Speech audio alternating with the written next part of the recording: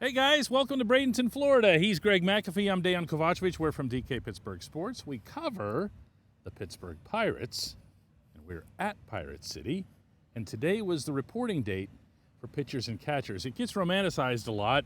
It's really just a day. It's really just a day. It's just spring training, isn't it? I think the big thing is, though, baseball is back, and then that's what everyone gets excitement about. You hear the wooden bats hitting the ball. You hear the catcher's mitt popping from pitches and everything, and it's one of my favorite parts about the spring. Yeah, you were out there. I was in a different part of the complex when Paul Skeens was pitching. Let's talk about the ball popping off of those mitts. It looked good. I mean, it's what he brings to the Pirates every year. I mean, it's what the group that was surrounding the bullpen was watching. They were there to see the players, the front office members, the media, the staff.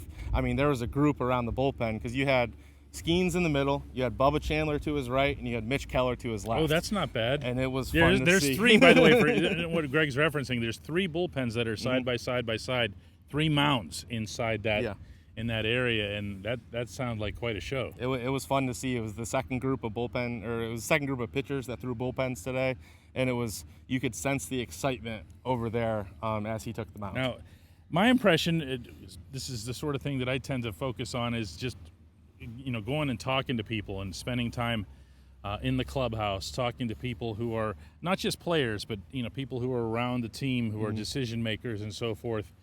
And the first impression that I get, you're going to hate this, by the way. The first impression that I get is that, wow, are they ever immune to whatever negativity is out there? Are they not? I mean, it's not an act. Yeah, the negativity is staying on the outside. Including mine, by the way.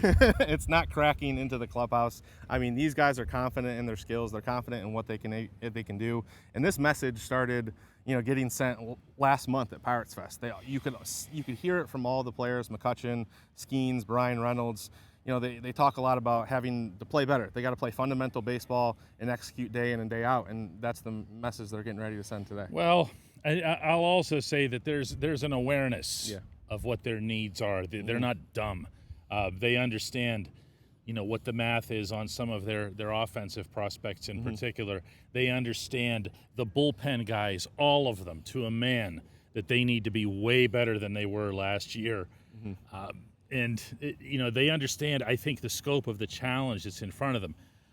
But then they find that strength, I believe, from talking to them, in that rotation. And why shouldn't they? Yeah, I mean, Derek Shelton said it today. It's probably the deepest group of pitchers that he's had since he's been here. And how can't probably? He said probably since he's been here? What kind of assessment is that? He said it's the deepest group of pitchers that he's had since he's been here. And how can you not say that when you have Skeens and Keller and Jones? I mean, I thought you were going to finish that by saying it's the deepest group of pitchers that he's ever had. Look, when you're starting with a one like Skeens, and, Keller's your two, Mitch Keller's your two, Jared Jones is your three. I had a good conversation with Bailey Falter today, who said, if you remember, whenever those guys, all three of them, were going real well, what made the Pirates look and feel like a real live, contending type team for parts of last season was when he and Luis Ortiz or somebody else would jump in, and now you had a 4 and a 5, and you were like, whoa, they don't even need to hit. And it's where the strength of this team lies this year heading into the season. Obviously, there are still a lot of question marks up and down the lineup, and that they have to solve here over the next month and a half or so. But what this pitching staff is going to be able to bring on a day in and day out basis. And we're not even talking about guys like Johan Oviedo, who's ready to return this year, and the prospects that are kind of waiting in the wings for an opportunity. As I mentioned to Oviedo this morning when I saw him, he looks like twice himself. He's just huge. He just looks like the guy that you had expected or wanted him to be before he got hurt. Like that horse-type frame. Yeah, he's a big guy. That was the first time, I've met him so far, and I was surprised at just how big he was in person. Well, he's not alone. I got to throw one nugget everybody's way here before we sign off, because there's always somebody who shows up at spring training looking a little different. It's usually a younger guy that's packing some additional muscle or whatever. Actually, I got a couple for you. The first one is Ke'Bryan Hayes. I know you spent some time with him as well today. His back is obviously the main issue. He knows that. He acknowledges it. Boy, is he not hiding it or fighting it. He's been sharing with me actually for a few years now the different things he's trying to do to get better. He feels really confident in that regard. The other guy is Henry Davis, who looks like he should just be like a left tackle at this point. No, he's a big guy, and to be behind the dish day in and day out, that's kind of have a body frame that you might have to have. And he's a big guy. He's definitely added some weight. He needs to hit. Like I told Henry, I said, this isn't complicated. This isn't about what position Henry plays. He's a 1-1. Yeah. He needs to hit. If he hits, they'll find a place for him on the field. As it is, a couple of news things today, too, to quickly check off the boxes. One is that Andy Rodriguez, so speaking of catchers and everything else, he is going to remain behind the plate. You're not going to see any surprises in that depth chart in general. That means Joey Bart, I believe, is your starting catcher. Everyday guy. And then somewhere behind there is Henry, Endy, Jason DeLay, however it is that works out.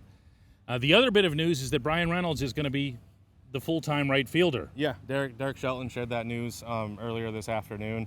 Reynolds started. He started there in right field last year. He played about 157 innings. Shelton said that they were planning to keep him there, but other things kind of came up that forced that move back to left field, which is where he finished from, or he played for most of the season. He had 11 defensive assists last season, which was the second highest in the league. Oh, he strengthened his arm. So he's got a strong arm. He's shortening the distance to home plate, so they think they can get a lot out of Reynolds in right field. You know who doesn't care about this? Brian Reynolds. Like, at all. He's just not moved by this. And anybody who doesn't know his personality or that deep voice whenever I said to him, what are you doing here early? He's a week early. Position players don't have to be here. He goes, I just got tired of the cold. I said, cold? What are you talking about? You live in Tennessee. He goes, it was still cold. We'll talk to you guys tomorrow.